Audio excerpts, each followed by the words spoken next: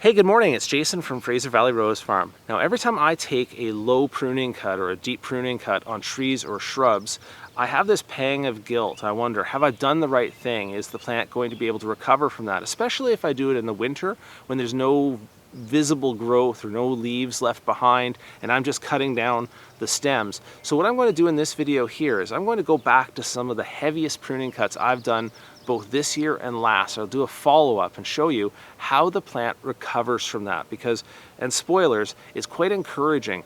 They usually have way more dormant buds than you ever would have imagined, and they start shooting back from all sorts of places. So this is to encourage you to be brave about your pruning cuts. If it's necessary to go low, your plants usually have a lot more in reserve than you at first think they do.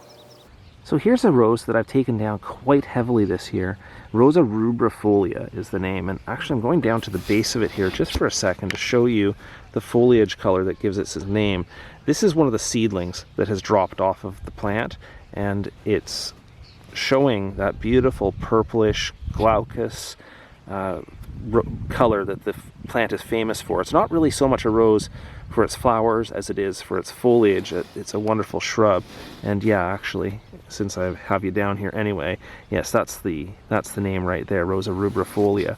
At the time that I took the cut here, and the reason I took it is because I wanted to slip it into this tire, and I know that seems a little bit oddball for planting, but I maintain a lot of stock roses out here. So I'm trying to find a way to keep the grass out from the base of these roses so I can maintain my stock. So this one here, I wanted to hold it, and unfortunately the plant was just far too large to slip that tire over. It was actually 8 to 10 feet of shrub, and so to get that tire over, I really had to hack this thing down. And let's have a look at over here. This will give you some idea. I mean, it was just a straight flat cut on a completely bare stem. All of those red shoots that you see here now were completely absent. It was just a bare piece of bark when I took that cutting. And since then, all of those shoots came. And again, I'll show you the top here because that's kind of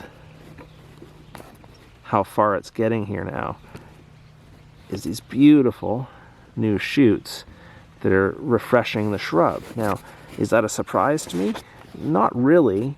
Every rose, as it has a leaf node, every place along this stem used to have a leaf. And these are old stems, so that was a long time ago. But every place it had a leaf, it now has a spot where there are two, I guess they call them guard buds, that hold there dormant until such time as the plant needs them.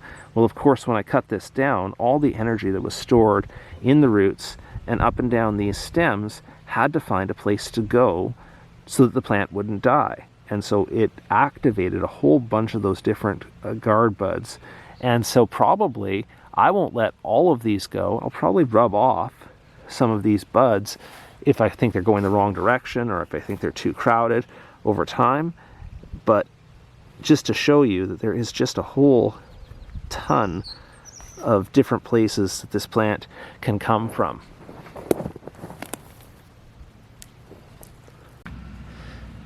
Okay, here's a follow-up to a video I made on a badly leaning apple tree I have in my yard that I cut off a large piece of the trunk, or the leaning trunk, and I left just a smaller side trunk or a side shoot on, and now I'm seeing how that recovers from the pruning, and I'd have to say this is coming along really nicely. Now, I'm going to put in some footage from that video to show you where I actually left it at that point, and I got some feedback directly afterwards where people said, you know, you could take it even lower than that. And I left initially I'd left some more of the side branches on the top, and I'm even regretting now that I left this last side branch on the top.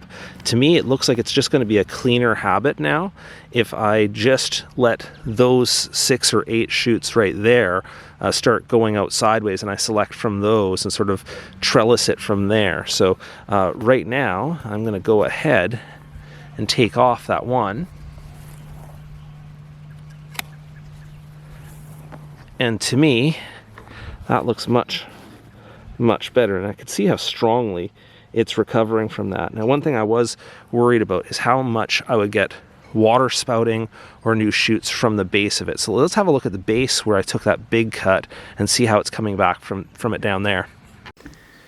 here's how it looks at the base here, and I'm going to zoom in a little bit so you can see that it's actually recovering quite nicely from the cut there. I don't see any kind of further rot or any problems down there, so I'm quite happy with the condition of that after the winter. What I was worried about on fruit trees, they sometimes talk about things called water spouts, or just excessive shooting that will just go straight up, and I'm a little concerned because the plant has to put its energy somewhere, that it's going to grow a whole bunch of new shoots around the base of this plant. So for now, I'm going to watch it, but I'm going to just pinch those off and prevent those from taking up too much of the energy of the plant, and hopefully direct the energy at those top shoots. Before I show you just one more example, I thought I might caution you that not every shrub rebounds equally well from a heavy pruning.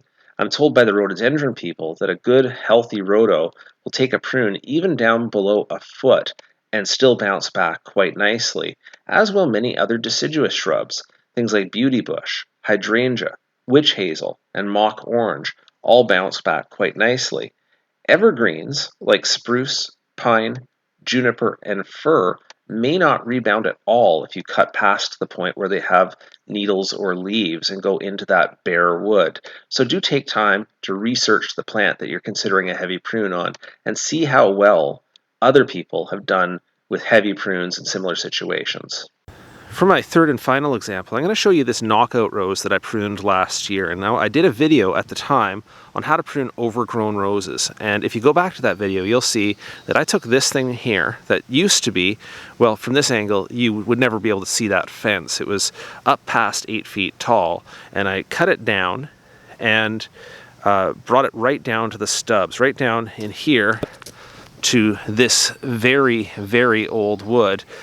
Almost to the point where if you looked at it, you'd say, boy, that's not going to come back. But here it is, just about exactly a year later, in bloom, and at a much, much more appropriate height. And that's the point of this pruning, was not that I could solve every problem of this rose, because, you know, it'll still get black spot, it'll still get insect damage, it'll still have all of the same problems, but now I won't be fighting with all of that old congested wood and all of that height, that inappropriate height of the rose.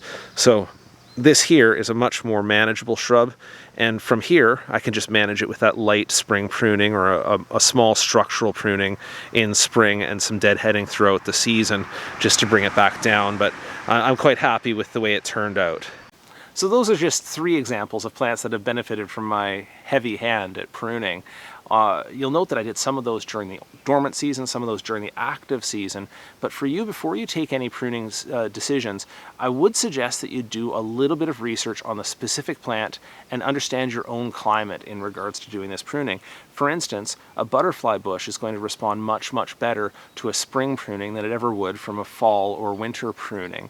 On roses, and because I know roses well and I know my climate, I was quite confident in making the cuts both in the dormant season and in the active season. But when it comes to your plants in your garden, I really would ask you to do some research on that first before you take those heavy cuts. That said, the point of this video is to encourage you that if it does become necessary to take those heavy pruning cuts, necessary for your garden situation or for the plant or for whatever reason, then go ahead and take them bravely, because it's generally the case that if it's a healthy, vigorous plant, it will recover quite well. It has a lot of dormant shoots way down low and is going to come back from it quite nicely.